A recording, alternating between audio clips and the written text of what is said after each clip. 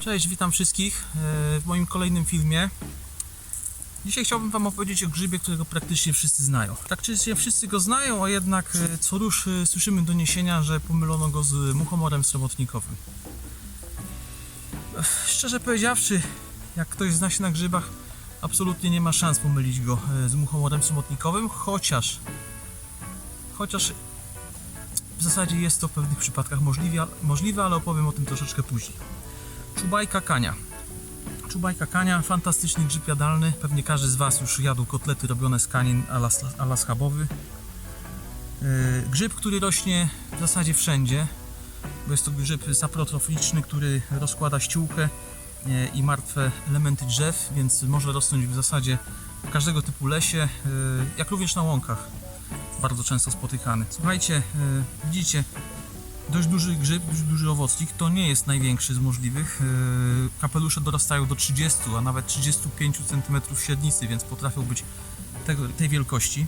Długi, wysoki trzon i kapelusz, tak jak powiedziałem, rozpostarty, duży, z blaszkami pod spodem. Za chwileczkę zrobię zbliżenie, pokażę, jak wygląda budowa tego grzyba. Dobra, słuchajcie, cechy charakterystyczne. Kapelusz z łuskami w kolorze takim jasno-brązowym, czasami wręcz i białym. Nie wiem, czy to dobrze widać. Po środku taki ciemniejszy. Jak jest mniejszy, to z wypukłym dzióbkiem, potem to się spłaszcza. Cechą charakterystyczną bardzo, która odróżnia go od innych grzybów. Popatrzcie się. Ruchomy, no zostawię nóż, ruchomy pierścień. Muchomory posiadają pierścienie też oczywiście, ale nie są ruchome. U czubajki on po prostu jeździ. No, teraz jest świeżo po deszczu, jest to kruche wszystko, więc się zaraz rozleci. O. Druga sprawa, popatrzcie się na budowę blaszek. Blaszki szerokie, dość kruche, w kolorze takim jasno-żółtym, na początku białym, jak jest młoda, potem jasno-żółty, aż przechodzący do jasno-brązowego. Słuchajcie, blaszki wolne tak zwane, nie dochodzące do trzona. Spróbuję to zbliżyć, żebyście zauważyli, widzicie? To też jest bardzo charakterystyczna cecha. Kolejna sprawa, trzon.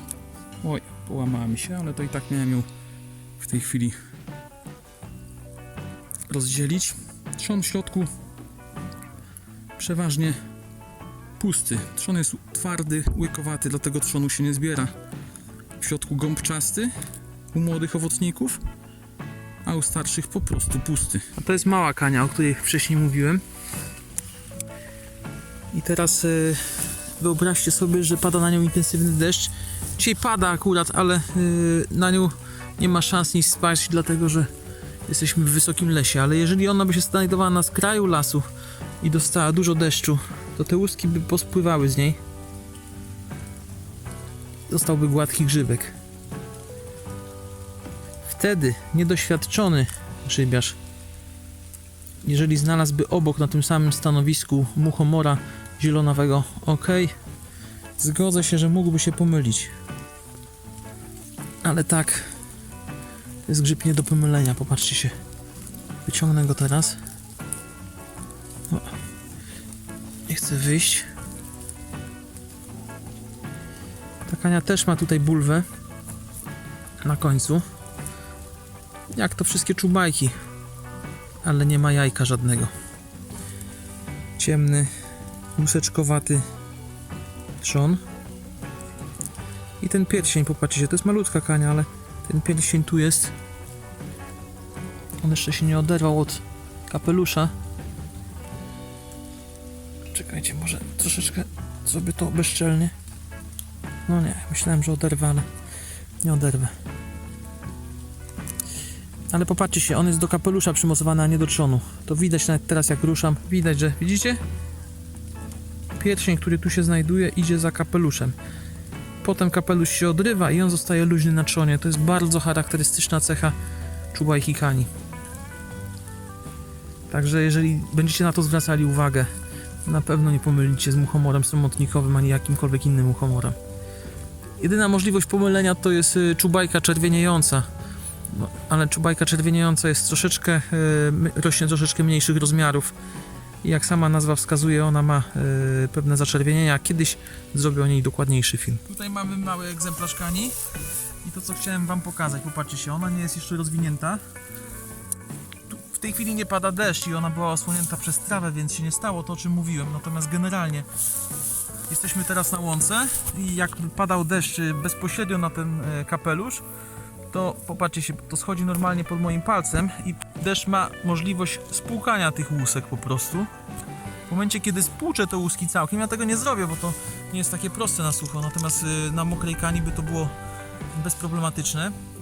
W momencie, kiedy deszcz spłucze te całe kanie, popatrzcie się, ona się zrobi takiego koloru jasnego, prawie białego, takiego jasno-ochrowego bym mógł nawet powiedzieć.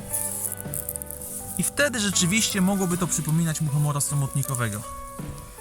Nie jest to takie oczywiste, ale dla niewprawnych grzybiarzy można by takiej pomyłki dokonać. Popatrzcie się teraz, to o czym mówiłem wcześniej, ja ją wyrwę teraz, siedzi dość mocno. Ale dalej jest to, o czym mówiłem. To jest młody egzemplarz, więc ten pierścień siedzi jeszcze mocno, ale patrzcie się, on się cały czas rusza. I to jest cecha rozpoznawcza kani. Żaden muchomor tego nie ma, także słuchajcie, jak macie wątpliwość, zacznijcie od ruszania pierścieniem. Jeżeli da się ruszać na trzonie w ten sposób, to znaczy, że to jest na 100% kania. Mijam inne cechy, jak pusty trzon, o czym mówiłem, tak ciemny trzon z łuseczkami. No, naprawdę jest tak wiele cech rozpoznawczych, brak jaja na końcu w ziemi. Czekajcie, wygrzebię. Oj, to już połamałem to wszystko, ale widać, o. Nie ma tu, że jest zgrubienie, owszem, ale nie ma żadnego jaja, z którego wychodzi, więc jest naprawdę bardzo dużo cech różnych rozpoznawczych, po których można kanię odróżnić od muchomora, ale kluczowym, takim najprostszym, to jest ten ruchomy pierścień. Mam nadzieję, że teraz będziecie już pamiętać, co trzeba sprawdzać. Dzięki serdeczne i zapraszam do następnego odcinka.